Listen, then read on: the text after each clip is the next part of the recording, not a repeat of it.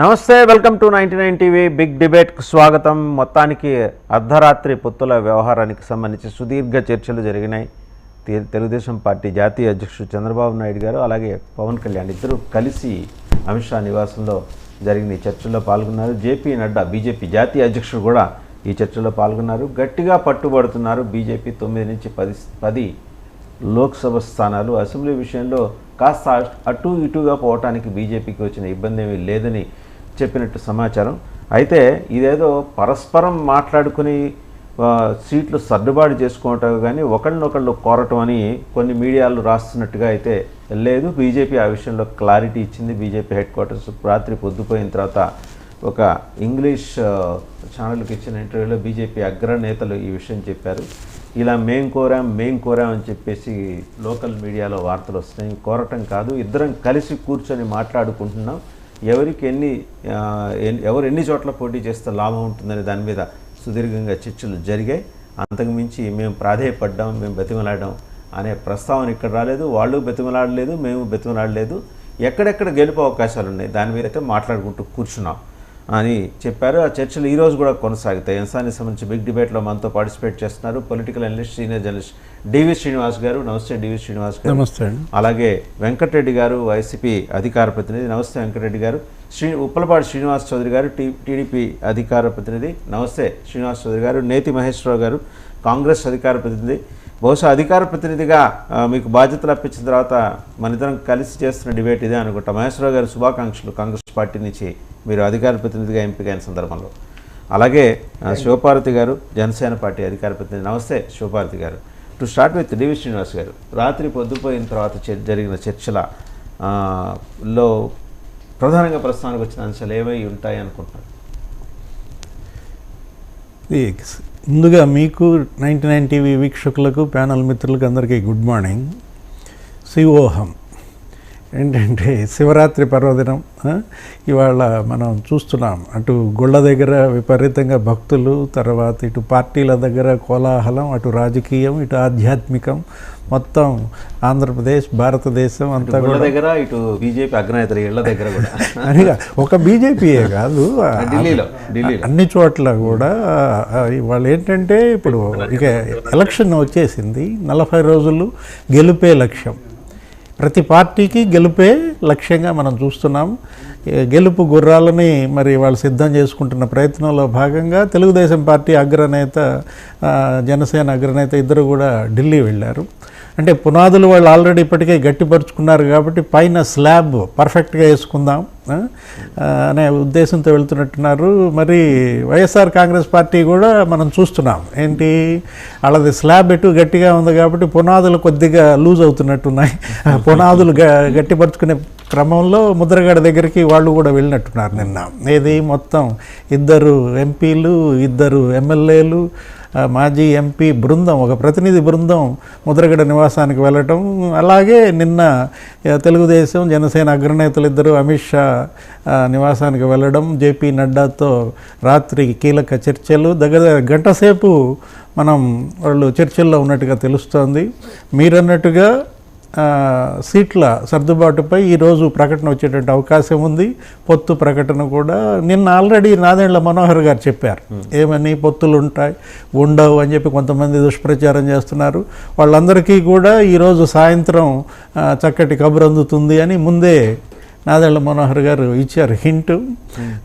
ఈరోజు మరి అసలు ఎన్ని సీట్లకు వీళ్ళు జరుగుతుంది అనేది చూడాలి. బీజేపీ లక్ష్యం మనకు తెలుసు, ఏది ఆర్టికల్ 370 ఫార్ములా వాళ్ళు పెట్టుకున్నారు.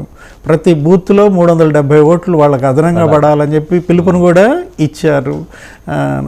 ఎన్డీఏ బలోపేతం లక్ష్యంగా పెట్టుకోవటం ఈసారి మోడీ షా ఒక కొత్త అంశంగా మనం చూడాలి. ఎందుకంటే ఇంతగా ఇప్పటికే బలపడినటువంటి బీజేపీ ఇంకా ఎన్డీఏ బలోపేతానికి చూస్తోందంటే మరి అది కూడా ఒక రకమైన సంకేతమే.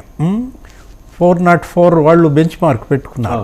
ఏది మనం అప్పట్లో రాజీవ్ గాంధీ లోక్సభ రికార్డు ఒకటి ఉంది, దాన్ని బ్రేక్ చేయాలని పెట్టుకున్న. దీంట్లో నితీష్ కుమార్తో పొత్తు, తర్వాత మన నవీన్ పట్నాయక్ కూడా వస్తున్నారు అంటున్నారు, కుమారస్వామి, ఇప్పుడు చంద్రబాబు, తర్వాత అకాలీదళ్, పాత మిత్రపక్షాలన్నీ కూడా వస్తున్నారు దీంట్లో. ఆ రోజు ఫైనాన్షియల్ ఎక్స్ప్రెస్ పెట్టిన కాంక్లేవ్లో అమిత్ షా రోజు చెప్పారు కదా, పాత మిత్రులు వస్తున్నారు, కొత్త మిత్రులు కూడా వస్తారు.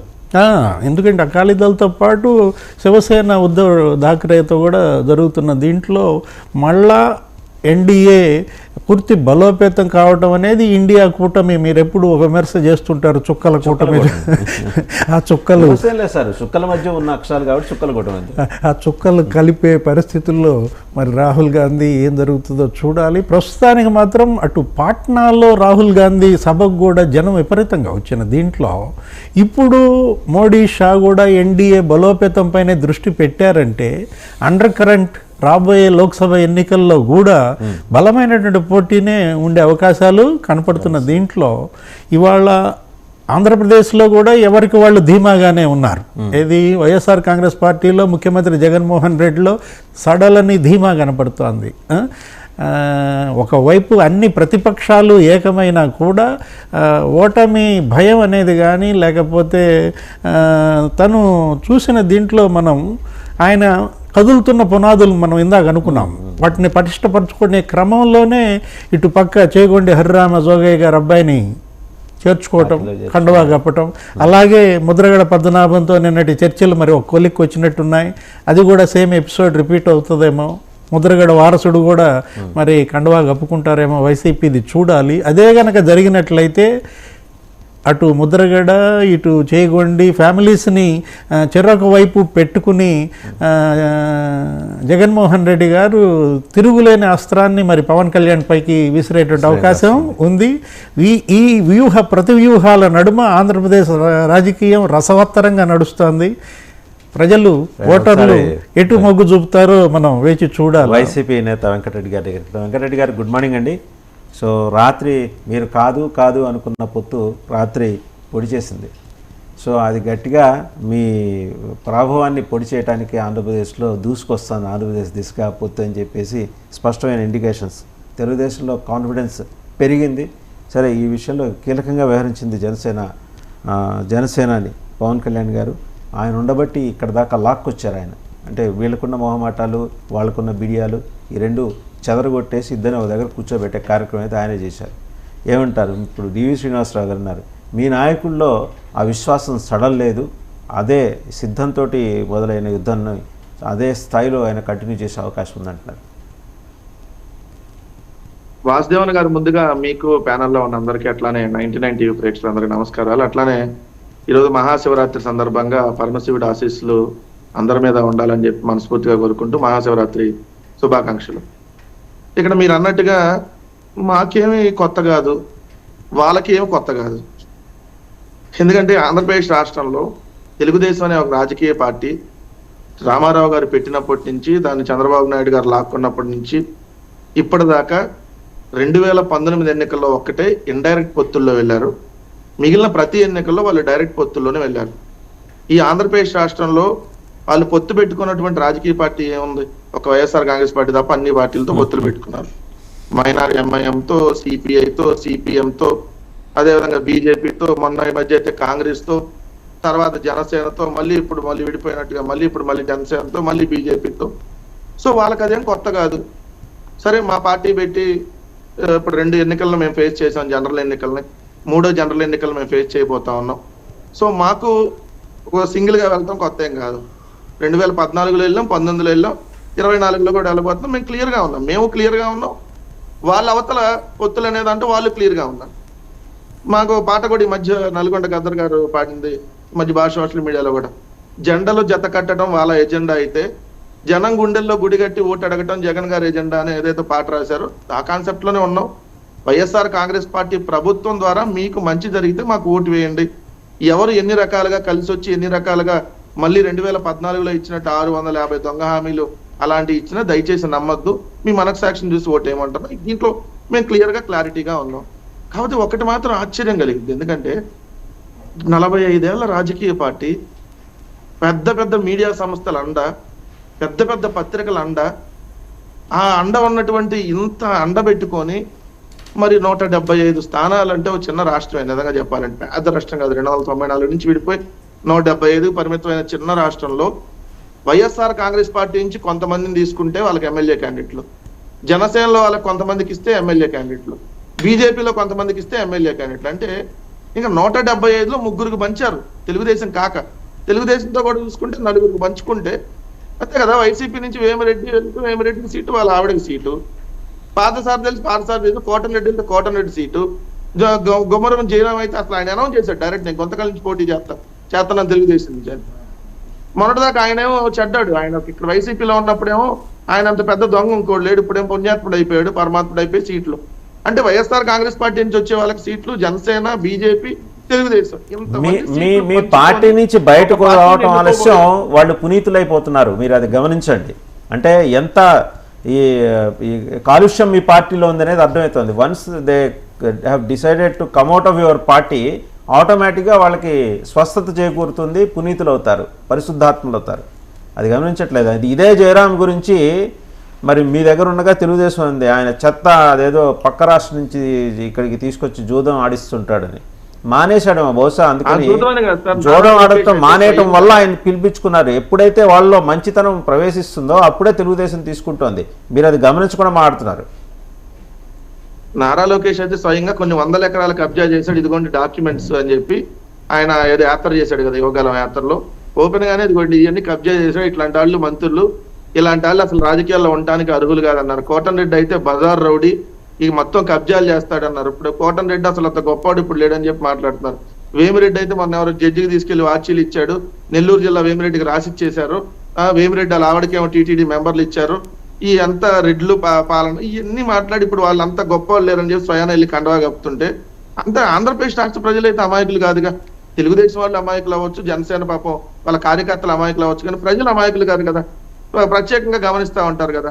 సో ఇంకొక విషయం నేను స్పష్టంగా చెప్పదలుచుకున్నాను ఏంటంటే, బీజేపీ, తెలుగుదేశం, జనసేన 3 పార్టీల పొత్తుని మేము స్వాగతిస్తున్నాం సార్, అఫీషియల్ గా చెప్తాను, స్వాగతిస్తున్నాం. కారణం ఎందుకో కూడా నేను చెప్తాను. వాళ్ళు ఒకవేళ బీజేపీ వాళ్ళు రాకపోతే 2024 ఎన్నికల ఫలితాలు వచ్చిన సాయంత్రం పూట తెలుగుదేశం జనసేన ప్రెస్ మీట్ వేరే రకంగా ఉండేది. ఈవీఎంలు మేనేజ్ చేసి మోడీని అడ్డం పెట్టుకొని జగన్మోహన్ రెడ్డి గారు గెలిచారు. అదే కానీ బీజేపీ వచ్చుంటే వైఎస్ఆర్ కాంగ్రెస్ పార్టీని ఓడగొట్టే వాళ్ళం అనేటటువంటి స్టేట్మెంట్లు వచ్చాయి. ఎందుకంటే 2019 ఎన్నికలప్పుడు ఆ స్టేట్మెంట్స్ చూసాం చంద్రబాబు నాయుడు గారి నుంచి. మోడీ గారు ఇక్కడ జగన్మోహన్ రెడ్డి గారు కలిసి ఈవీఎంలు మేనేజ్ చేసి 2019 ఎన్నికల్లో గెలిచారని ప్రచారం చేశారు. సో ఇప్పుడు అందుకని మళ్ళీ ఆ ప్రచారం కూడా 2024లో రాకుండా ఉండాలంటే ఏం చేయాలి? ఖచ్చితంగా 3 పార్టీలు కలిసి వెళ్ళాలి. వెళ్ళి అప్పుడేంటో మేము మా సత్తా ఏంటో మేము చూపించాం అనుకోండి, అప్పుడే కదా 2014 రిపీట్ అయిద్దని వాళ్ళు అంటున్నారు. 2019కి మించిన తీర్పుని రిపీట్ చేసి చూపిస్తామని చెప్పి మేమంటున్నాం. దానికి క్లారిటీ రావాలని అంటే ఖచ్చితంగా 3 పార్టీలు కలిసి వెళ్ళాలి. ఇద్దరు కలిసి వెళ్ళారనుకోండి, రేపొద్దున మళ్ళీ వాళ్ళే చెప్తారమ్మో ఇద్దరు వల్ల ముగ్గురు వచ్చుంటే మేము అసలు ఎరగదీసేవాళ్ళం, కుమ్మేసేవాళ్ళం, కేంద్రం అంతా సహకరించేసింది. ఎందుకంటే జగన్మోహన్ రెడ్డి గారు మోడీకి దత్తపుత్రుడు కాబట్టి సహకరించేసి మొత్తం ఇక్కడ ఈవీఎంలను ఎక్కడెక్కడ సెట్ చేసి ఎక్కడ ఏ బాక్స్ లో ఎన్ని ఓట్లు పడాలో మొత్తం ఫిక్స్ చేసి పెట్టారనేటటువంటి ఏదైతే నిరాధార ఆరోపణలు వాళ్ళు చేయడానికి అవకాశం ఉండకూడదని మీ 3 పార్టీలు కలిసి రమ్మంటున్నాం. ఎందుకంటే మాకు జాతీయ పార్టీ, ప్రాంతీయ పార్టీలు క్లబ్తో ఏదైతే వాళ్ళు క్లబ్ చేసుకొని వాళ్ళతో మేము ఫైట్ చేయటం అనేది స్టార్టింగ్ జగన్మోహన్ రెడ్డి గారు పార్టీ పెట్టినప్పటి నుంచి అలవాటే. ఆ రోజు బలంగా ఉన్న కాంగ్రెస్ పార్టీ, రాష్ట్రంలో కేంద్రంలో అధికారంలో ఉన్నటువంటి కాంగ్రెస్ పార్టీ, వాళ్ళకి ఇండైరెక్ట్ గా వాళ్ళ ప్రభుత్వం పడిపోకుండా అవిశ్వాస తీర్మానాలకు మద్దతు ఇచ్చి నిరంతరం వాళ్ళకి అండగా ఉన్నటువంటి తెలుగుదేశం పార్టీ, ఆ రెండింటితోనే మేము ఫైట్ చేశాం సార్. చేస్తేనే జగన్మోహన్ రెడ్డి గారి పొటెన్షియల్ ఏంటో 2014 ఎన్నికల్లో తెలిసింది. 45% ఓటింగ్, 16 నెలలు జైలుకి పంపించిన. సో తర్వాత జగన్మోహన్ రెడ్డి గారు మళ్ళీ సింగిల్ గానే వెళ్ళాడు. 23 మంది ఎమ్మెల్యేలు వెళ్ళిపోయినా ఆయన వెళ్తే వెళ్ళని ఎమ్మెల్యేలు వాళ్ళు మంత్రి పదవులు ఇస్తే తీసుకోండి, మీరు నా దగ్గర ఉన్నాళ్లే ఉంటారు, నేను ప్రజల కోసం తిరుగుతా అన్నాడు, తిరిగాడు. నేను అధికారంలోకి వస్తే ఈ మేనిఫెస్టో ఇంప్లిమెంట్ చేస్తా అన్నారు, అధికారంలోకి ప్రజలు ఇచ్చారు. వచ్చిన తర్వాత 2 ఏళ్ళు కోవిడ్ సమయం అయినా కూడా ఉన్నటువంటి 3 సంవత్సరాల్లోనే సద్వినియోగం చేసుకొని ప్రజలకు ఏం చేయాలో మేము చేసాం. ఇంకా అల్టిమేట్ ప్రజల తీర్పు కోసం మేము వెయిట్ చేస్తున్నాం. సో వాళ్ళు వస్తారనేది మేము ముందు నుంచి చెప్తానే ఉన్నాయని మేము చెప్పాం. అలానే ఈ రోజు నిజమైంది. శ్రీనివాస్ చౌదరి గారు, సో ఏంటండి ఇన్నాళ్ళు పాపం ఆగారు. తెలుగుదేశంలో ఒక ఆరాటం, ఉత్కంఠ, ఉద్వేగం ఏంటి, ఈ డోలాయమానం ఏంటి, ఎక్కడో ఒక చోట క్లారిటీ రావాలి కదా అని ఎదురు చూస్తున్న దానికి రాత్రి మొత్తానికి క్లారిటీ వచ్చేసింది. అఫీషియల్గా ఎన్డీఏలోకి మీరు వెళ్ళిపోయారు. మీకు ఒక షీల్డ్ దొరికినట్టుంది ఇవాళ. మీ మీద ఇంకా జగన్మోహన్ రెడ్డి దాడి చేయలేడు అనే ఒక ధైర్యం మీకు వచ్చేసినట్టుంది, అవునా కదా? వజాన్ గారు, మొదట మీకు అలాగే 99 టీవీ ప్రేక్షకులకి, అనలిస్ట్ డివి శ్రీనివాస్ గారికి, కాంగ్రెస్ నేత మహేష్ గారికి, జనసేన నేత సుభారతి గారికి, వైఎస్ఆర్సీపీ నేత వెంకటరెడ్డి గారికి అందరికి కూడా ఆ భగవంతుడు ఆశీస్సులు, శివరాత్రి ఆశీస్సులు, అలాగే రాబోయే రోజుల్లో కూడా మంచి పదవుల్లో ఉండాలని కోరుకుంటున్నాను. ఈరోజు రాష్ట్ర రాజకీయాల్లో అనూహ్యమైన పరిణామాలైతే అర్ధరాత్రి నుంచి చోటు చేసుకుంది. మరి మొండోడు గొప్పోడా రాజు గొప్పోడు అన్నప్పుడు మొండోడిగా వ్యవహరిస్తున్న జగన్మోహన్ రెడ్డి గారు లేకపోతే గాంభీరాన్ని ప్రదర్శిస్తున్నారు. మీరు అన్నట్టు మొదలడం తీసుకొచ్చుకుంటారా, లేదా అరేమ జవాగ్యం తీసుకొచ్చుకుంటారా, వాళ్ళ కుటుంబ సభ్యులు తీసుకొచ్చుకుంటారా, ఇన్ని చేసిన రాష్ట్ర ప్రజలు ఒప్పుకోవట్లేదు కదా. ఈ రాష్ట్రంలో దేవుడు దయతో ప్రజల జీవనతో నేను ముఖ్యమంత్రి నన్ను ఆశీర్వదించారు, ముఖ్యమంత్రి అయ్యానన్నారు. మరి దేవుడు దయతో ప్రజలు దీవించారు ముఖ్యమంత్రి జగన్మోహన్ రెడ్డి గారు. ప్రజలకు ఆ దీవెన లేవే, మరి ప్రజలు ఆ దీవెన ఇస్తుంది ఈరోజు మిమ్మల్ని ఎదురు పెట్టుకునేవాళ్ళు కదా. సో ఈరోజు రాష్ట్రం అంతా కూడా అన్ని వర్గాల ప్రజలందరూ కూడా ఈరోజు మీ యొక్క గెలుపుని, మీ పార్టీ ఎమ్మెల్యేలని, మీ మంత్రుల్ని వద్దు మహాప్రభు బాయ్ బాయ్ ఆంధ్రప్రదేశ్ అని చెప్తుంటే, ఇంకా కూడా మేము 3 పార్టీలు కలిసాయి, వాళ్ళు ముగ్గురుగా రాని మేము ఒకరిగా వస్తాం. మీరే అంటున్నారు సింహం సింగంగా వస్తాను, అంటే తప్పే లేదు. వస్తే అడవిలో ఉండే సింహాన్ని అడవిలోనే పెడతారు, జన్మలో రాని. సో ఈరోజు జనసేన తెలుగుదేశం పార్టీ మొదట పొత్తు గుంజుకున్న తర్వాత బీజేపీ వాళ్ళతో సంప్రదింపులు స్టార్ట్ చేసిన తర్వాత ఇద్దరు కలిసి కూర్చొని రాత్రి ఒక అవగాహనకు వచ్చి ఎన్డీఏనే క్యాట్ అయ్యారు. జగన్మోహన్ రెడ్డి గారి ప్రభుత్వంలో ఉన్న అధికారులు కావచ్చు, లేదంటే ఎమ్మెల్యేలు కావచ్చు, మంత్రులు కావచ్చు, రాత్రి నుంచి స్టార్ట్ చేసే విమర్శలు. అప్పుడు 2014లో మాకు రిపీట్ అవుతుంది మేము అంటుంటే, చూస్తా మాకు యుద్ధం సిద్ధం రెడీ అయిపోయాం మేము, మీ సంగతి చూస్తాం అనే విధంగా రాత్రి నుంచి జనసేన తెలుగుదేశం పార్టీ నిన్నటి నుంచే ఆ సోషల్ మీడియాలో పనిచేసే వాళ్ళ మీద దాడులు, కేసులు, పోలీసులు ఇంటికి పోవడం, దాని మీద పవన్ కళ్యాణ్ కూడా చెప్పారు. అయితే సీట్లను ఇస్తారు, ఎమ్మెల్యేలను ఇస్తారు అనే పైన అవగాహన ఒక అభిప్రాయానికి వచ్చారు కాబట్టి ఇంకా అది రేపు ఈరోజు అనౌన్స్ చేసే అవకాశం ఉంది. రాష్ట్ర పరిస్థితులు మాత్రం నిజంగా చాలా ఘోరంగా ఉంది. వెంకరెడ్డి గారు చెప్పినట్టు నిజంగా మేము మొత్తం అభివృద్ధి చేసేసాం, మాకు ఓట్లేమంటే నాకు మంచిదే. 750 హామీలు ఇచ్చారు, ఏ హామీలు చేశారో మాకు తెలియదు, ఏ హామీలు వచ్చాయో తెలియదు. మీరు మీ ప్రజలందరూ మేము దీవించారు 151 మంది ఎమ్మెల్యేలు ఇచ్చి. మరి మీరు చేసింది నేను రాష్ట్రానికి ఏ కోణాలు ఎత్తుకున్నా కూడా రాష్ట్రం అప్పుల్లో ఉన్నాం, కష్టాల్లో ఉన్నాం, ఉద్యోగాలు లేవు. మీరు అన్నారు ఏదో కొత్త కంపెనీలు వచ్చాయని, ఎక్కడొచ్చాయో మాకైతే కనపడలేదు. మీకు పేపర్లోనూ గ్రాఫిక్స్ ఏమో చేస్తున్నారో మాకు తెలియదు. సరే మీ పార్టీ నుంచి మంత్రులు, ఎమ్మెల్యేలు మా పార్టీలో కొంతమంది జాయిన్ అయ్యారు, అంటే 14 మంది. గ్రాఫిక్స్ వాళ్ళు చూపించలేరులేండి శ్రీనివాస్ చౌదరి గారు, ఎందుకంటే వాళ్ళ దగ్గర గ్రాఫిక్ డిజైనర్స్ లేరు, తెలుగుదేశానికి ఉన్నంత సపోర్ట్ వాళ్ళకి లేదు. మీరే పాతవి తీసుకొచ్చి చూపిస్తున్నట్టున్నారు వాళ్ళు. ఎందుకంటే వాళ్ళకి రాజమౌళి తర్వాత ఇంకొక ఆయన ఉంటాడు, బోయపాటి సీన్ లేడు వాళ్ళకి. వాళ్ళు మీ దగ్గరే వాళ్ళు మళ్ళీ చూపిస్తున్నారు. అదే కదా నిన్న వాళ్ళ బండారం బయటపడిపోయింది, అవే గ్రాఫిక్స్ మళ్ళీ చూపిస్తున్నారు వాళ్ళు. లేదు, జగన్మోహన్ రెడ్డి గారు కూడా అప్డేట్ అయ్యారు, 2.3 వర్షన్ లోకి వెళ్ళారు. సో గ్రాఫిక్స్ తయారు చేయడంలో మా సోదరు కూడా తెలుసు, నాకు నెక్స్ట్ ఆర్డర్ని నేను నియమించుకున్నాను. అనేక వీడియోలు గ్రాఫిక్స్ చేసి చేపిస్తామని కూడా చూశాను.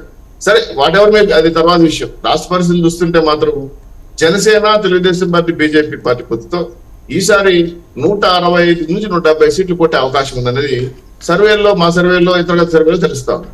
సరే మేము గెలుస్తాము, మీరు గెలుస్తామని చెప్పి అదిగానే మొండోడు గొప్పోడా రాజు గొప్పడు అన్నప్పుడు మొండిగా మేకపోతే గాంభీర్యం ప్రదర్శిస్తూ కాపుల మధ్య ప్రధాన స్విచ్ పెట్టాలి. అంటే జగన్మోహన్ రెడ్డి గారు పూర్తిగా అనుకున్నారు, ఇంకా జనసేన, తెలుగుదేశం పార్టీ, బీజేపీ పొత్తుతో వీళ్ళు గెలుస్తారు, ఇంకా చీల్చగలిగితే కాపులు చీల్చాలి. కాబట్టి కాపు ఓటింగ్ లో ఉన్న నాయకులు ఉన్న మొదలగడ కానీ లేదా హరిజావ్ జవయ్య కానీ.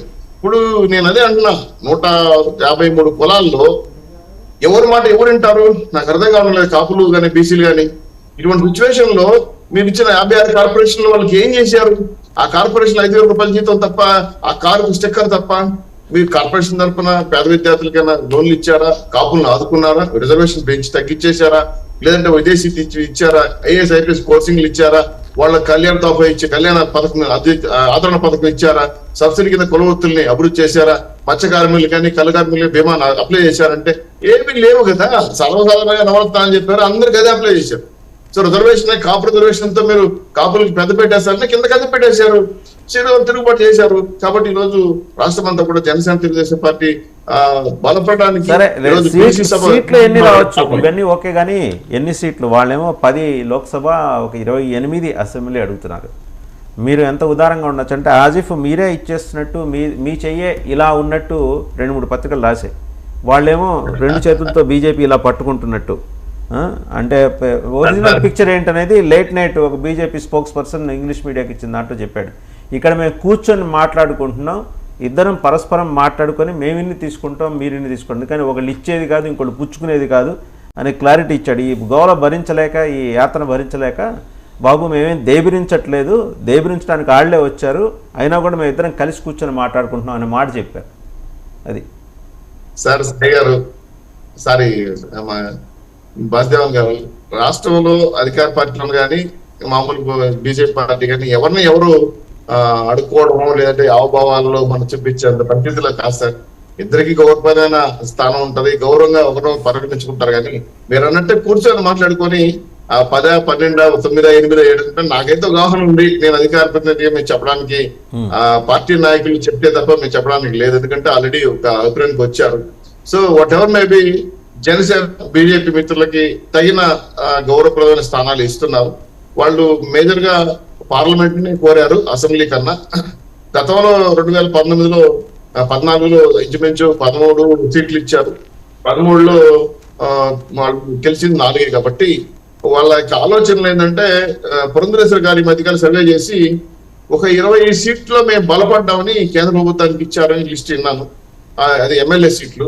అలాగే ఒక 6 సీట్లు ఎంపీల్లో కూడా మేము బలంగా ఉన్నాం అంటే రాయలసీమలో 1, ఉత్తరాంధ్రలో ఒక 2, మధ్యాంధ్రలో ఒక 2 పెట్టి పేర్లు అరక్కుని అది కొన్ని పెట్టున్నారు. అవన్నీ కూడా అంటే చెప్పడానికి మాకు తెలిసిన అంశమే, కానీ ఇది కన్ఫర్మేషన్ కాదు. ఇన్ని సర్వే తీసుకొని వెళ్ళున్నారు వాళ్ళు కూడా.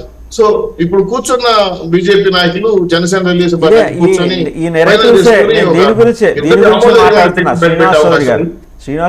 దీని గురించే మాట్లాడుతున్నా. నెరేటివ్స్ బిల్డ్ చేస్తారంటే ఒకప్పుడు ఐ బిలీవ్ 22 అసెంబ్లీ స్థానాల్లో బీజేపీ అంటే లాంగ్ బ్యాక్ గెలిచినట్టుంది కదా సార్, లాంగ్ బ్యాక్.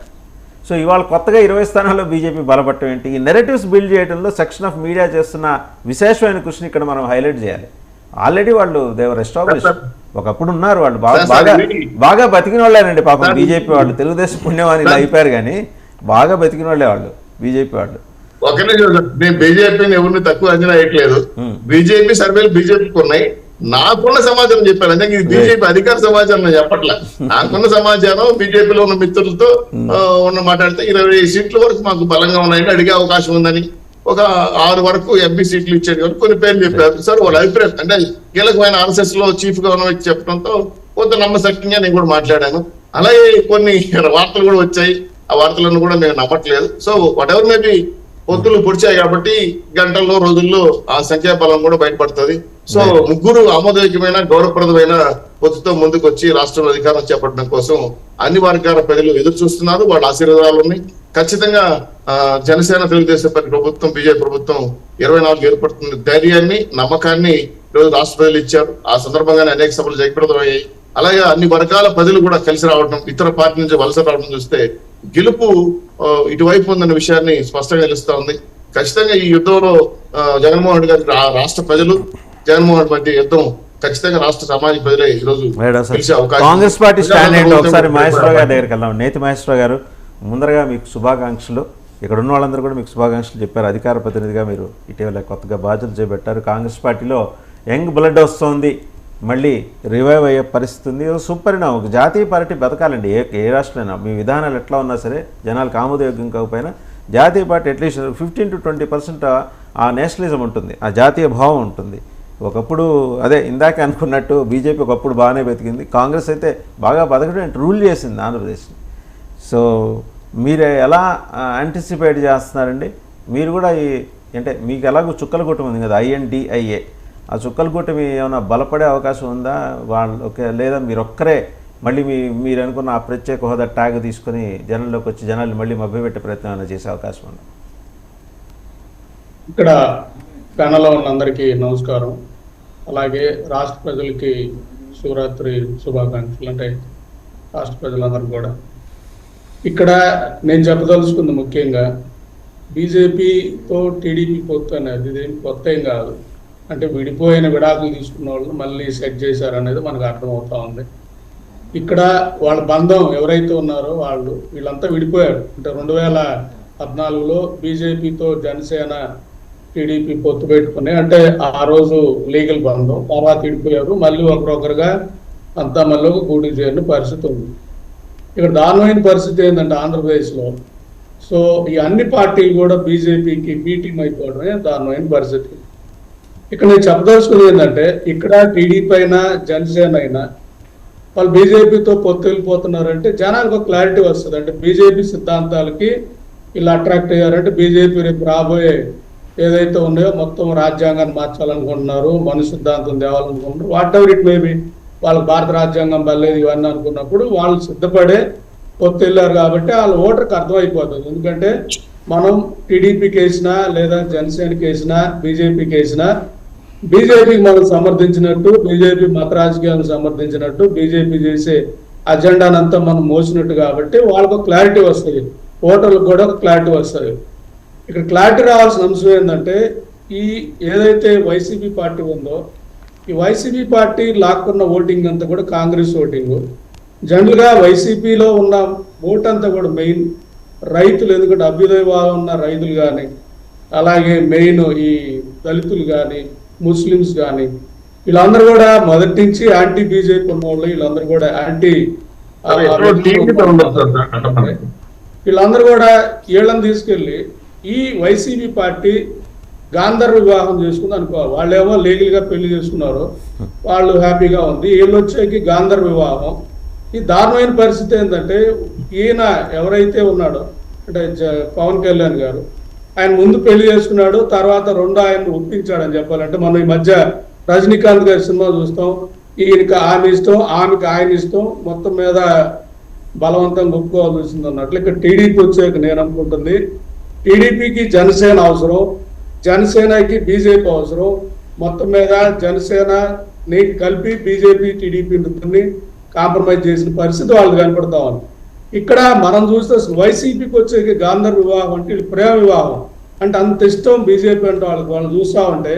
మన కూడా మాట్లాడుతున్నాడు బీజేపీతో అంశాల వారీగా పొత్తుంటున్నాం అంటే బీజేపీ ఏదన్నా బిల్లు పెడితే ఇంక వీళ్ళన్నా ఆలోచిస్తారేమో కానీ, అంటే వైజాగ్ స్టీల్ అమ్ముతాం అంటే నిన్న పవన్ కళ్యాణ్ అన్నాడు కొంచెం ఆలోచిస్తాం అంటాడు కానీ, బట్ వీళ్ళు అసలు ముందే వెళ్ళి మేమే మీకు బీజేపీకి మద్దతు ఇస్తామన్న పరిస్థితి చూస్తూ ఉంటే ఇక్కడ ఎవరు ఓట్లు వేయించుకుంటున్నారు, ఏం చెప్పి వేయించుకుంటున్నారు, ఈ ఓట్లు తీసుకెళ్లి వాళ్ళకి ఎందుకు వేస్తున్నారు అంటే ఇక్కడ చెప్పాలంటే నీకు ఒక పార్టీకి ఓటు వేస్తున్నారంటే ముస్లిం వేస్తున్నాడు. ఎందుకు వేస్తున్నాడు? నేను ఒక ఊరు వెళ్ళాను, అమ్మా నువ్వు ఎందుకు కాంగ్రెస్లో ఉన్నావు? నేను కాంగ్రెస్లోనే ఉన్నాయా అంటుంది. కాంగ్రెస్ అంటే ఏం కాంగ్రెస్ అంటే వైసీపీ కూడా కాంగ్రెస్ అనుకుంటున్నారు.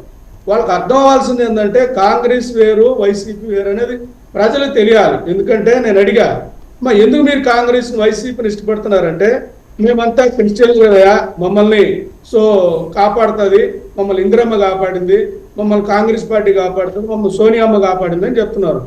మరి వైసీపీకి ఎందుకంటే రాజశేఖర రెడ్డి గారు కూడా కాంగ్రెస్ కదయా, వైసీపీ అయినా ఇది కాంగ్రెస్ కదయా అన్నారు. ఇక్కడ నేను అంటుంది ఏంటంటే వాళ్ళంతా అంత నమ్మకంతో టెక్నికల్ ఇష్యూ వచ్చినట్టుంది. ఒకసారి శివపార్వతి గారి దగ్గరికి వెళ్ళాం. శివపార్వతి గారు, సో మొత్తానికి ఏంటంటే పవన్ కళ్యాణ్ గారు చేసిన విశేషమైన కృషి అన్డౌటెడ్లీ, అంటే చిన్న చిన్న లోగర్ హెడ్స్ ఏమైనా ఉంటే అవన్నీ క్లియర్ చేసి ఇద్దరు మొహమాటలు లేకుండా ఒకచోట కూర్చొని మాట్లాడే వ్యవస్థను అయితే ఆయన ఏర్పాటు చేశారు. ఆయన సక్సెస్ అయ్యారు. ఆ విషయంలో ఏమంటారు శివపార్వతి గారు? చివరాఖర్లో అవకాశం ఇచ్చారు లాస్ట్కి. అసలు కీ రోల్ మీదే కదా, కీ రోల్ మీదే, మీరు ప్లే చేయబట్టే ఇవాళ వాళ్ళ మీటింగ్ సంభవించింది. ఆ ప్యానెల్లో ఉన్న సభ్యులకి వీక్షకులకి మీకు మహాశివరాత్రి శుభాకాంక్షలు అండి. అట్లాగే వాళ్ళ మహిళలందరికీ అంతర్జాతీయ మహిళా దినోత్సవ శుభాకాంక్షలు. అందరికీ శుభోదయం. చెప్పండి, పవన్ కళ్యాణ్ గారు ఫస్ట్ నుంచి ఆయన కోరుకునేది ఒకటే, రాష్ట్ర హితం. వైఎస్ఆర్సీపీ పార్టీ జగన్మోహన్ రెడ్డి గారు మళ్ళీ అధికారంలోకి రాకూడదు, అదే ప్రధాన ఎజెండాగా ఆయన ఉన్నారు, పనిచేస్తున్నారు, పనిచేస్తారు కూడా. ఎందుకంటే వైఎస్ఆర్సీపీ పార్టీ విధి విధానాలు ఎలా ఉన్నాయో గత 5 ఏళ్ల నుంచి చూస్తున్నారు కాబట్టి దానిలో మా పార్టీ కూడా బాధితులమే. కాబట్టి మొన్న కూడా మిడ్ నైట్ వెళ్ళి పోలీసులను పంపించి రివాల్వర్లతో బెదిరించి మా సిబ్బంది స్టే చేసే దగ్గర ఇన్నాళ్ళు మా పార్టీని చూసే భయపడుతున్నారు అనుకో. ఇప్పుడు మా పార్టీ బయట కాపలా కాసి సెక్యూరిటీని చూసినా వైఎస్ఆర్సీపీ పార్టీ భయం వస్తుంది. సరే వాళ్ళకి ఎంత భయం ఉందనేది అట్లీస్ట్ వాళ్ళు సెక్యూరిటీ వాళ్ళు వెళ్ళగలిగారు మీ పార్టీ ఆఫీసులోకి, మీ కార్యకర్తలకు లేని ఎంట్రీ వాళ్ళకి దొరికింది కదా, వాళ్ళు అందుకని వెళ్ళారేమో. అసలు లోపల నిజంగా పార్టీ అంటే వ్యవస్థ ఎలా ఉంటుంది? ఆఫీస్ లో కాదు వెళ్ళింది వాళ్ళు, పార్టీ సిబ్బంది స్టే చేసే దగ్గరికి వెళ్ళి ఏదో హడావుడి చేసి గదులన్నీ సర్చ్ వారెంట్ లేకుండా రావడమే పెద్ద తప్పు. అంటే వీళ్ళ అధికార మదం ఏ రకంగా ఉంటదంటే మమ్మల్ని ఎవరులే ఆపేది, మేము ఏం చేస్తే ఎవరు ఏమి మమ్మల్ని ఏం చేస్తారు అనే ఒక అహంకార పూరితమైన చర్యలు అన్నమాట ఇవన్నీ. అధికార దుర్వినియోగం, రాజ్యాంగ విలువలను తొంగలో దొక్కడం. 365 రోజులు ఉంటే 347 రోజులు అప్పులు చేస్తారు. అప్పులు చేసి పరిపాలన చేస్తా ఉంటారు. కలెక్టర్ భవనాల దగ్గర నుంచి అన్ని తాకట్లు పెట్టి చేస్తా ఉంటారు. అది ఒక పరిపాలనలాగా. ఇప్పుడు ఇందాక కాంగ్రెస్ నాయకుడు ఒక మంచి మాట అన్నాడు, వైఎస్ఆర్సీపీ పార్టీ అంతా మా కాంగ్రెస్ నుంచి లాక్కున్న ఓట్ బ్యాంకే, సోనియమ్మని చూసి ఇందిరమ్మని చూసి ఓట్లు వేస్తున్నారు. రాజశేఖర రెడ్డి కూడా కాంగ్రెస్ లో ఉండటం వల్ల కాంగ్రెస్ అని నమ్మి వైఎస్ఆర్సీపీ వాళ్ళు ఓట్లు వేస్తున్నారని. చాలా ఆనందంగా ఉంది. వాళ్ళ ఓట్ బ్యాంక్ వాళ్ళు మళ్ళీ వెనక్కి తెచ్చుకోగలిగితే ఇంకంతకన్నా ఆంధ్ర రాష్ట్ర ప్రజలు కోరుకునేది ఏం లేదు. కాంగ్రెస్ పార్టీ సపరేట్ గా ఉంది, మా హస్తం మాకే, వాళ్ళ ఓటు బ్యాంక్ వాళ్ళు మళ్ళీ తిరిగి తెచ్చుకుంటే అప్పుడు అసలు ఒరిజినల్ జగన్మోహన్ రెడ్డి గారి కెపాసిటీ, క్యాపబిలిటీ అర్థమైంది. వెంకటరెడ్డి అన్న చాలా గర్వంగా మేము సింగిల్ గా వచ్చాం, 14లో సింగిల్ గా పోటీ చేసాం, 19లో చేసాం, 24లో కూడా అదే చేస్తాం. Very good. ఎంత బలవంతుడైనా చలిచీమల చేత చావదేశముతని. ఎప్పుడైనా కాంగ్రెస్ పార్టీ ఒకప్పుడు దశాబ్దాల తరబడి నిండుగా తొణికిసలాడుతా రాజ్యాధికారంలో వికటట్టహాసం చేసి చివరికి ఏమైపోయింది, 2014లో కనీసం ప్రధాన ప్రతిపక్ష హోదా కూడా తెచ్చుకోలేని దుస్థితికి దిగజారిపోయింది. ఎవరైనా అంతే, జగన్మోహన్ రెడ్డి గారు కానీ ఇంకే పార్టీ అయినా కానీ ఎక్కువ కాలం ప్రజలను ఎత్తిన ఎక్కి ఆడతాం, తాండవం చేస్తాం అంటే 5 సంవత్సరాలే భరించలేని ప్రజలు మిమ్మల్ని మళ్ళీ అధికారం ఇస్తారు అనేది అది కళ్ళలో జరగాల్సిన విషయం. ఇంకోటి ఏంటంటే వెంకటరెడ్డి అన్న చాలా వెటకారంగా 2019లో అంటే ఇండైరెక్ట్ పోతాం. అసలు భయపడే అవసరం మాకేంటి, పొత్తుంటే ధైర్యంగా చెప్తాం. మేము 2014లో కూడా పొత్తు కాదు మద్దతు. దయచేసి పొత్తుకి మద్దతుకి తేడా గమనించాల్సిన కోరుకుంటున్నాం. పొత్తులో ఉన్నట్టయితే మేము కూడా 2014లో ఎన్నో కొన్ని సీట్లు తీసుకొని పోటీ చేసేవాళ్ళం. పోటీ చేయలేదంటే అర్థమైంది, మద్దతుకి పొత్తుకి చాలా డిఫరెన్స్ ఉంటుంది. 2019లో మేము ఇండైరెక్ట్ పొత్తాం. అసలు మేము ఇండైరెక్ట్ గా డైరెక్ట్ గా ఇన్ని రకాలు ఉండవు, మాదంతా తెలిసిన పుస్తకమే. మీరు ఏదైనా రాసుకోవచ్చు, చదువుకోవచ్చు. మీలాగా అన్ని దాపరికాలు, దొంగ జీవోల్ని కనపడకుండా చేయడం, 700 జీవోలను మాయం చేసి వెబ్సైట్ లో కూడా పెట్టే ధైర్యం చేయలేకపోవడం, పైన ఒకటి లోపల ఒకటి అది ఒకప్పుడు మీరు 1 మినిట్ అండి మీరే మాట్లాడదురు. ఒకప్పుడు మీరు మద్దతు ఇచ్చిన తెలుగుదేశం పార్టీ కూడా ఈ దొంగ జీవోలు తేవటంలో దెట్ట. మరి అంటే బహుశా అప్పుడు మీరు మద్దతు ఇచ్చిన కారణంగా ఆ ముద్దు మురిపోయిన కొద్దీ మీరు మర్చిపోయినట్టున్నారు, చూసినట్లేదు. 2014 నుంచి 19 మధ్య ఎన్ని దొంగ జీవోలు ఇచ్చారో మన ఇద్దరు విడిగా ఒక డిబేట్ చేద్దాం. నేను జీవోలతో సహా వస్తా. మీరు వాళ్ళు వెబ్సైట్లో కనపడిన జీవోలు నా దగ్గర ఉన్నాయి, ఐ హ్యావ్ ఎవిడెన్స్. సో మీరు తెలుగుదేశం పార్టీతో వెళ్ళండి, నథింగ్ రాంగ్ ఇన్ ఇట్. కానీ వాళ్ళేదో విశుద్ధులు పునీతులు అన్నట్టు మీరు మాట్లాడకండి దయచేసి. మేమేమి టీడీపీ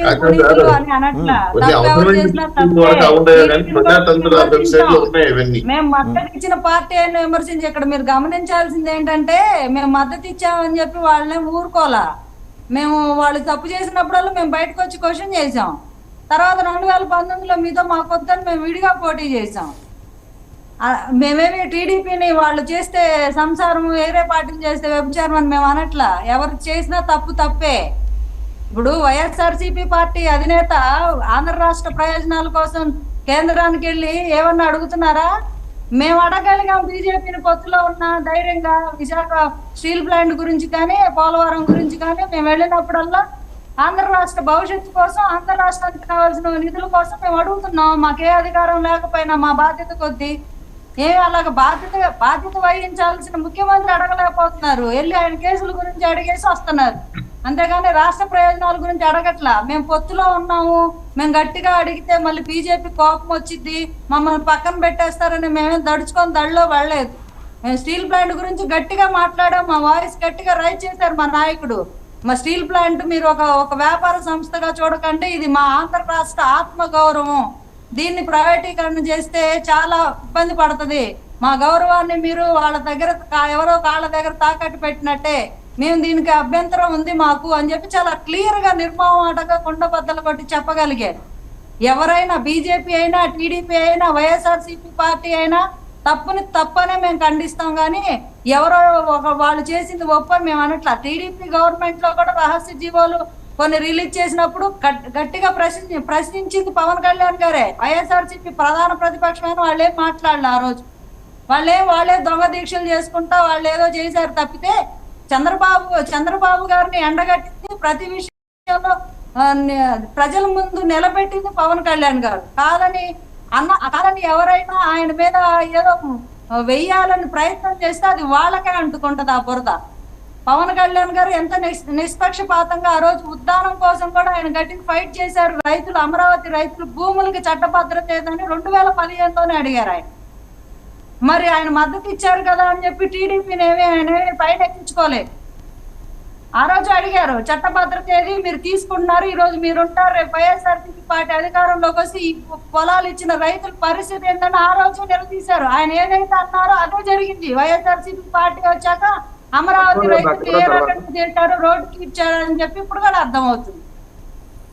ఏదైనా ముందు చూపు ఉన్న వ్యక్తిగా, రాష్ట్ర బాధ్యత కోరుకున్న వ్యక్తిగా ఆయన ముందుగానే ప్రతిదానికి, అలాగే బీజేపీ పెద్దలు కూడా ఒప్పించడానికి కోరడం కారణం ఇది. ఇందాక వెంకటరెడ్డి అన్న చెప్పకనే ఒక విషయాన్ని ఒప్పుకున్నారు, దానికి ఆయన్ని మెచ్చుకోవచ్చు.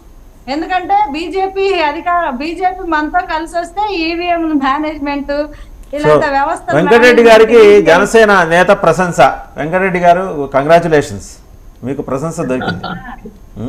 అదే ఆయన అన్నాడు, బీజేపీ మనతో ఉంటే ఎలక్షన్ ఈజీ అయిపోద్ది, అధికారులు బదలాయింపులు గాని ఈవీఎంల మేనేజ్మెంట్ గాని అది వాళ్ళతో చూద్దాం. ఇప్పుడు ఈవీఎంల మేనేజ్మెంట్ ఎట్లా జరుగుతుందో ఈసారి కాంబినేషన్ మారింది కదా, ఈవీఎంల మేనేజ్మెంట్ ఎట్లా జరుగుతుంది? వెంకటరెడ్డి గారు ఈసారి మీకు కొంచెం కష్టమేమో కదా, ఈవీఎంలు మీరు మేనేజ్ చేయలేరేమో. అట్లా కాదు, ప్రధాన అధికారులు గాను ప్రభుత్వంలో వీళ్ళు చేస్తున్న మేనేజ్మెంట్ మొత్తం ప్రక్షాళన చేయాలని మేము ఎలక్షన్ కమిషన్ కోరుకుంటున్నాం. ఒకసారి వెంకటరెడ్డి గారు మీరు అన్నదానికి వెంకటరెడ్డి గారు మాట్లాడారండి. వెంకటరెడ్డి గారు ఇవన్నీ ఏర్పారేయాలని కోరుకుంటున్నా. అట్లాగే మా కాంగ్రెస్ నాయకుడు కోరుకున్నట్టు వాళ్ళ ఓటు బ్యాంక్ వాళ్ళు తిరిగి పొందాలి. సో మొత్తానికి జనసేన కాంగ్రెస్ తో కూడా పొత్తు పెట్టుకుంటుంది అనమాట. ఇప్పుడు మీ కాంగ్రెస్ నాయకులు కోరుకుంటున్నట్టు దేర్ ఇస్ పాసిబిలిటీ. మహేష్ గారు మీకు కూడా శుభాకాంక్షలు.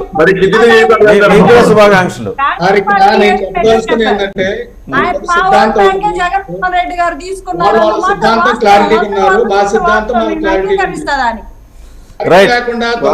రైట్ వెంకటరెడ్డి గారు మాట్లాడతారండి ఒకసారి. వెంకటరెడ్డి గారు మాట్లాడతారు ఒకసారి. జగన్మోహన్ రెడ్డి గారు క్యాపబిలిటీ ఏమీ లేదు ఇక్కడ. 2 సార్లు గెలిచారంటే ఇక్కడ ఆయన ఏమి లేదు. సంస్థాగతంగా వచ్చిన కాంగ్రెస్ వాడు కొత్త సీసాలో పాత నీరులాగా పాపం కాంగ్రెస్ పార్టీ అంతా. రైట్ వెంకటరెడ్డి గారు మాట్లాడతారండి ఒకసారి. వెంకటరెడ్డి గారు అంతే. వెంకటరెడ్డి గారు నేను అన్నది ఏంటి, వాళ్ళు మాట్లాడేది ఏ విధంగా వక్రీకరించి మాట్లాడుతున్నారు, డిబేట్ లో మీరే చూస్తున్నారు.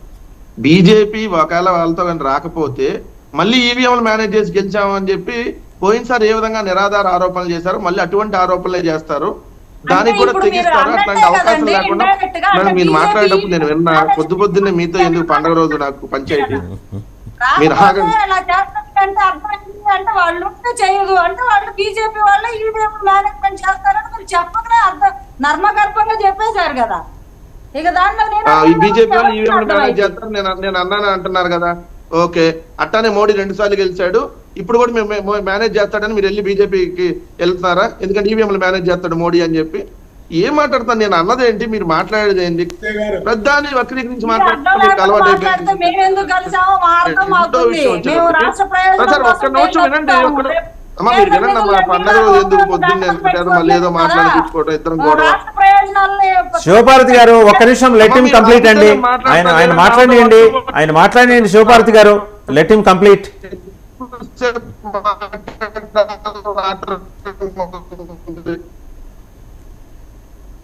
మాట్లాడండి వెంకటరెడ్డి గారు. జనసేన సిద్ధాంతం అంట. ఏం సిద్ధాంతం? రాజకీయ పార్టీ మేము అధికారం రావాలని కోరుకోవాలి. వైఎస్ఆర్ కాంగ్రెస్ పార్టీని ఎట్టి పరిస్థితులకు అధికారంలోకి రానివ్వనని ఒకసారి, వచ్చినాకేమో ఎట్టి పరిస్థితుల్లో దించుతానని ఇంకోసారి. ఎందుకు ఇంకా రాజకీయ పార్టీ పెట్టడం? వాళ్ళు ఇచ్చిన 24 బదులు ఏదో ఒక ఇచ్చేసి విలీనం చేసుకుంటే వెళ్తారు. ఇప్పుడు నిన్న భీమవరం తెలుగుదేశం క్యాండిడేట్ వెళ్ళి జనసేన నుంచి పోటీ చేస్తాడంట. వాళ్ళు ఇప్పుడు మమ్మల్ని వాళ్ళందరం చూసి మరి మేము భయపడిపోతున్నాం అంట. ఎక్కడ భయం వస్తుందో నాకు అర్థం కాదు. ప్రతిరోజు ఇది జనసేన సినిమా కామెడీ లాగా మమ్మల్ని చూసి భయపడుతున్నారు. పవన్ కళ్యాణ్ వారాహిని చూసి భయపడ్డారు, పవన్ కళ్యాణ్ చొక్కా మడతెత్తే భయపడ్డారు, పవన్ కళ్యాణ్ చినిగిన ప్యాంట్ వేసుకుని వస్తే భయపడ్డారు, పవన్ కళ్యాణ్ కళ్ళజోడు పెడితే భయపడ్డారు. ఓరి సినిమా డైలాగ్ రోజు ఇని అసలు మీకన్నా పోలిపోదు కొత్త ఇవన్నీ పొందుతూ ఉంటారు. రెండోది వచ్చేటప్పటికి సార్ నన్ను మాట్లాడిస్తే నేను మీరు మాట్లాడినప్పుడు నేను వినండి మీరు కూడా. 2 అధికార మదంతో మాట్లాడుతున్నాం అన్నారు. సరే మా దగ్గర మేము అధికార మదంతో అన్నారు కదా, మీకు అధికారం లేకపోయినా ఏ మదం ఎక్కి చెప్పులు చూపించి తంతానన్నారు, ఏ మదం ఎక్కి పేకలు బిసికి చంపేస్తాం అన్నారు. మాట్లాడటానికి అర్థం పర్థం ఉండాలి. రెండో ఒక అంశం వచ్చేటప్పటికి 58 నెలలు అయింది. ఇప్పుడు ఏది పవన్ కళ్యాణ్ గారు ఓడిపోయి 2 చోట్ల పోటీ చేసి ఓడిపోయి 58 నెలలు అయింది. ఈ 58 నెలల్లో భీమవరం అయితే 2 సార్లు వచ్చాడు. ఆంధ్రప్రదేశ్ రాష్ట్రం మొత్తానికి 58 నెలలు 62 సార్లు వచ్చాడు. 62 సార్లు ఒక 10 సార్లు పొత్తుల అంశం మీద వచ్చాడు. చంద్రబాబు నాయుడు గారితో పొత్తుల డిస్కషన్ లో ఓ 10 సార్లు. అంటే మీరు నెలకు ఒక రోజు కూడా ఇక్కడికి రానటువంటి వాళ్ళు మీరు ఏంది ఊరక మళ్ళీ మిమ్మల్ని చూసి మేము భయపడిపోవటం. అరే భయపడేవాడు సింగిల్ గా వస్తాడా? భయపడేవాడు 10 మందిని అంటేసుకొని వస్తాడు కదా. మినిమం కామన్ గా ఆలోచించాలి కదా, మినిమం థింక్ చేసి మనం మాట్లాడాలి కదా. రెండోది పాపం మీరు కాంగ్రెస్ పార్టీకి ఒక బాక్స్ ఇచ్చారు సార్. ముందుగా పాపం వాళ్ళకి మహాశివరాత్రి శుభాకాంక్షలు బట్టి ధన్యవాదాలు కూడా. అమ్మాయి 10 ఏళ్ల నుంచి కాంగ్రెస్ పార్టీ అనేది ఒకటి ఆంధ్రప్రదేశ్ రాష్ట్రంలో ఉందని మీడియా వాళ్ళు గుర్తించలే. పాపం ఈ మధ్య షర్మిల గారు పార్టీ అధ్యక్షురాలు అవగానే కొంచెం ఏంటంటే టీఆర్పీ రేటింగ్లు, ఎందుకంటే రాజశేఖర రెడ్డి గారు కూతురు, జగన్మోహన్ రెడ్డి గారు చెల్లెలు కదా, జగన్మోహన్ రెడ్డి గారు చూపిస్తారు కదా ఎల్లో మీడియాలో, కొంచెం దానికి టీఆర్పీ రేటింగ్లు పెరిగేటప్పుడు ఒక బాక్స్ ఇచ్చారు పాపం వీళ్ళకి. బాక్స్ ఇస్తే సందర్భంలో సరే మీ అమ్మ మాకు కూడా అవకాశం ఇచ్చారు బాక్స్ అని. పార్టీ సిద్ధాంతం ఏంటి చెప్పు? కాంగ్రెస్ పార్టీ ఓటు బ్యాంక్ అంటే జగన్మోహన్ రెడ్డి గారు లాక్కున్నారంట. అభ్యుదయ రైతులు ఓటు వేయించుకుంటున్నావు. పార్టీ సిద్ధాంతాలు చెప్తున్నా, మా పార్టీ సిద్ధాంతాలు రోజు ప్రజల్లోనే ఉంది. వినండి డిస్కషన్ ఎందుకు? చెప్పారు కదా పార్టీ మిత్రులు కదా, ఒక్క నిమిషం ఆగండి. మీరేం చేశారు? మీ ఓటింగ్ మేము లాక్కున్నాను కదా, మీ ఓటింగ్ లాక్కున్నాను కదా. గాంధార్ పురాణాలు చదివారు కదా. తెలుగుదేశంతో పొత్తు పెట్టుకున్నప్పుడు ఏ పెళ్లి చేసుకున్నారు మీరు? దానికి ఆ వివాహానికి పేరు పెట్టలేదా? కాంగ్రెస్ పార్టీ తెలుగుదేశం పొత్తు పెట్టుకున్నప్పుడు ఆ వివాహానికి పేరు తెలియదు అనుకుంటుంది లేదా ఢిల్లీని దేనికి ఎదిరించాడు చెప్పండి? మిస్టర్ కాంగ్రెస్ పార్టీ ప్రతినిధి మనసాబు ఢిల్లీని దేనికి ఎదిరించాడు? ముందు మీ సిద్ధాంతం చెప్పు. మీరు ఆగితేనే కాంగ్రెస్ కాదు, నీ సిద్ధాంతం చెప్పు. ఓకేనా? నువ్వు నీ సిద్ధాంతం ఏంటి? నీకు రేపు గెలిస్తే బీజేపీకి ఒక నిమిషం మహేష్ గారు ఆయన కంప్లీట్ చేయనండి. మహేశ్వర్ గారు ఆయన కంప్లీట్ చేయనండి. కొంచెం అప్పుడప్పుడు రావాలి కదా. ఫస్ట్ రోజు మళ్ళీ ఆయన భయపెట్టాను అనుకుంటున్నాను. మీరు కాంగ్రెస్ పార్టీ అంతా గాంధీ వివాహం ఏ చెప్పాడు సార్? తెలుగుగా చెప్తుంది. 2 నిమిషాలు ఆగు, 2 నిమిషాలు ఆగు. ఏమి సిద్ధాంతం లేదు. తెలుగుదేశం పొత్తు పెట్టుకున్నప్పుడు మీరు మనుషులేనా? కాంగ్రెస్ పార్టీ సిద్ధాంతం చేస్తుంటే నేను చెప్తున్నా, నీ సిద్ధాంతం ఏంటో చెప్పు. టీఆర్పీ గురించి అయ్యి అంటున్నావు కదా. రైట్. వెంకటరెడ్డి గారి సిగ్నల్ తెలుసుకుంది ఏంటంటే వాసుదేవ్ గారు నేను చెప్పేది, ఇందాక ఆయన మాట్లాడతా ఢిల్లీని ఎదిరించాడని చెప్తున్నాడు. ఢిల్లీని ఎదిరించాడని చెప్తున్నాడు. నేను మళ్ళీ ప్రశ్న అడుగుతున్నాను. విభజన టైంలో రైట్. వెంకటరెడ్డి గారు వచ్చారు. ఒక్క నిమిషం మహేష్ గారు ఆగండి. ఆయన ఇందాక సిగ్నల్ పోయింది, మళ్ళీ వచ్చారు మాట్లాడుతున్నారు. దేనికి ఎదిరించాడా ఢిల్లీని? దేనికి ఎదిరించాడు ఢిల్లీని? ఢిల్లీ ఎదిరి ఆయన కేసు గురించి ఢిల్లీకి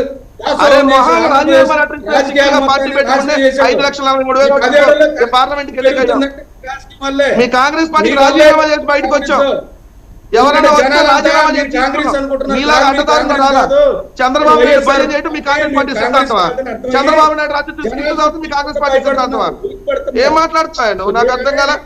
సిద్ధాంతపరంగా మాట్లాడు, మీ వివరాలు మాట్లాడు. మళ్ళీ మీరు కాంగ్రెస్ పార్టీ గురించి చెబుతున్నారు. సిద్ధాంతం రేపు ఏం చేస్తారు? కాంగ్రెస్ పార్టీ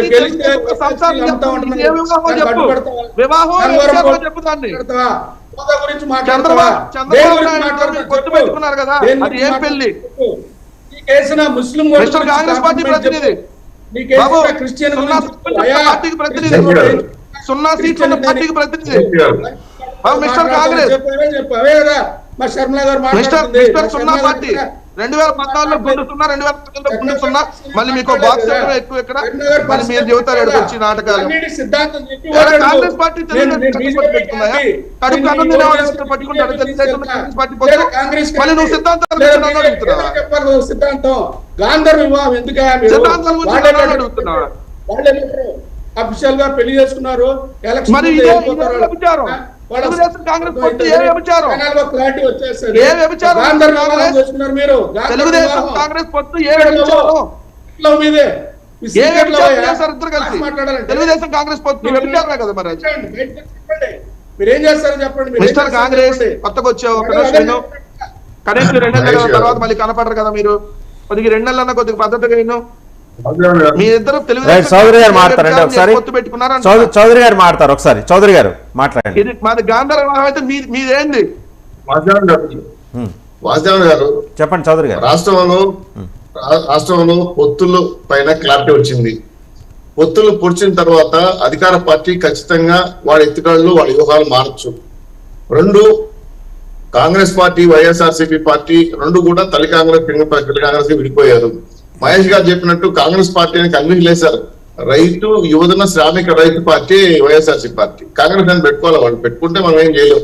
రెండో విషయం ఏంటంటే శివరాత్రి మంచి సందర్భంగా అన్ని విషయాలు మాట్లాడారు, చాలా చక్కగా శుభాకాంక్షలు చెప్పారు. మీకు కూడా నేను కూడా కాంగ్రెస్ తెచ్చుకున్నా మహేష్ గారు. అయితే ఈ రోజు జనసేన, తెలుగుదేశం పార్టీ, బీజేపీ పొత్తుతో వైఎస్ఆర్సీపీ పార్టీ నాయకులందరికీ ఈ రోజు కాలాంతరం అయిపోతారు.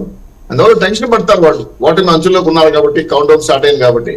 మీరు కూడా ఏంటంటే పూర్తి స్థాయిలో షర్మిల గారు ఇచ్చేసే విమర్శలు అంటే లెగసీ, రాజశేఖర్ గారి లెగసీ ఎవరికి ఉందనేది, కాంగ్రెస్ పార్టీ చూసిన వాళ్ళు ఏపక్కున్నారనేది పైన మాట్లాడేటప్పుడు వాళ్ళు మేము కాంగ్రెస్ పార్టీ నుంచి వచ్చామనే ఫీలింగ్ వాళ్ళకి ఉంది కాబట్టి గవర్నమెంట్ చేయొచ్చు. అయితే ఈ రోజున్న పరిస్థితి ఏంటంటే పూర్తిగా 3వ స్టేట్ మారింది. పూర్తిగా బీజేపీ, జనసేన, తెలుగుదేశం పార్టీ పొత్తు పరంగా కొన్ని సూపర్ సిక్స్ హామీలు కానీ చౌదరి గారు మాట్లాడండి.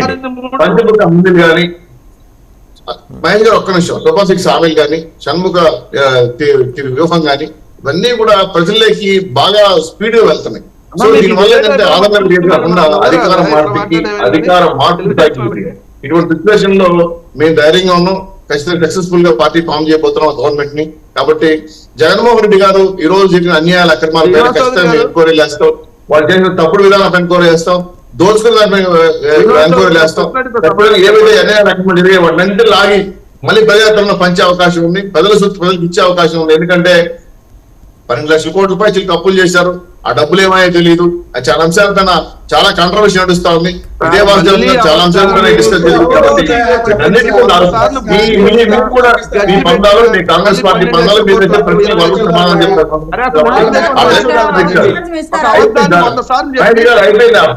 ఓడిపోయే పరిస్థితి వస్తుంది, పరిస్థితి వస్తుంది. ఇటువంటి సిచ్యువేషన్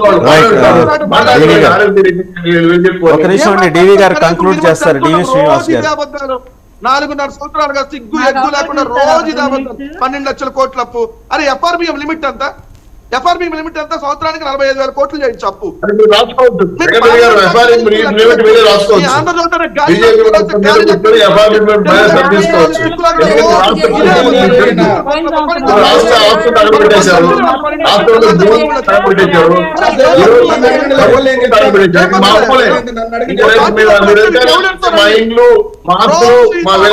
రైట్ అండి. ఒకసారి సమయం కూడా పూర్తిగా వస్తుంది. డివి శ్రీనివాస్ గారు కంక్లూడ్ చేస్తారు. శ్రీనివాస్ గారు, సో ఈ రోజు ఏమన్నా ఫైనల్ గా నెంబర్ బయటకు వచ్చే అవకాశం ఉందా? శ్రీనివాస్ గారు, పొత్తుల గురించి వాళ్ళ సీట్ల సర్దుబాటు కూడా రెండింటిపైన కూడా ఉమ్మడి ప్రెస్ మీట్ జరిగేటువంటి అవకాశం ఉంది. మరి ఢిల్లీలో ఉమ్మడి ప్రెస్ మీట్లో మరి పొత్తుల గురించి అధికారిక ప్రకటన, తర్వాత సీట్ల సర్దుబాటు పైన కూడా అధికార ప్రకటన ఉండే అవకాశాలు ఉన్నాయేమో మనం చూడాలా. ఏది రేపటి ఇప్పుడు ఈరోజు ఈవినింగ్ ఢిల్లీ ప్రెస్ మీట్లో నడ్డా గారు 3 పార్టీల అధ్యక్షులు మరి ప్రెస్ను ఉద్దేశించి చెప్తారేమో. ఇక్కడ వచ్చేసరికి ఇప్పుడు ఆంధ్రప్రదేశ్ సమాచారం లేటెస్ట్ ఎవరండి? పవన్ కళ్యాణ్ గారు కూడా వెళ్తున్నారు ఢిల్లీకి, పిలిచారు, అందరూ కలిసే పెడుతున్నారు ప్రెస్ మీట్. అదే కలిసి ఉమ్మడి ప్రెస్ మీట్ పవన్ కళ్యాణ్ గారు అక్కడే ఉన్నారు కదా. ఇప్పుడు వెళ్ళటం కాదు, ఇప్పుడు మీరు ఇంకా నేను ఆపాను, ఒకవేళ జగన్మోహన్ రెడ్డి గారు వెళ్తున్నారని చెబుతున్నారేమో. ఆయన రేపు వెళ్తారులేండి కానీ పోయినసారి కూడా చంద్రబాబు వెళ్ళి నడ్డాని కలిసిన వెంటనే, అమిత్ షాని కలిసిన వెంటనే మరుసటి రోజు జగన్మోహన్ రెడ్డి గారు వెళ్ళారు. మీరు పవన్ గురించి చెప్తారేంటి? దేవి గారు ఇప్పుడు ఎంతకి అరైవ్ అయ్యే అవకాశం ఉంది అంటే మీ అందాజు మీరు వేసుకుంటున్న లెక్క? ఇక్కడ గెలుపే లక్ష్యం.